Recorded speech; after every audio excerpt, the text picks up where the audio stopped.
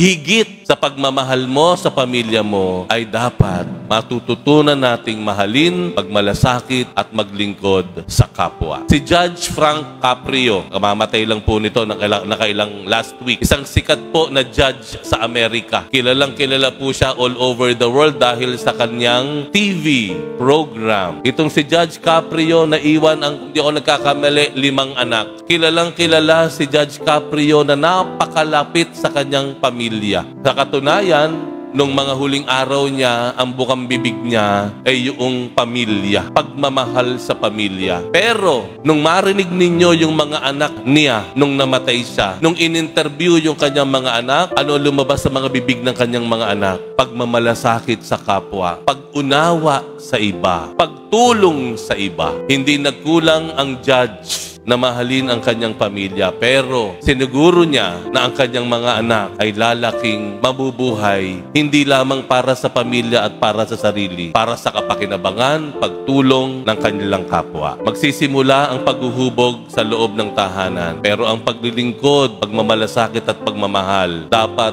umapaw ito at ito ay lumabas sa pamilya, lumabas ng tahanan.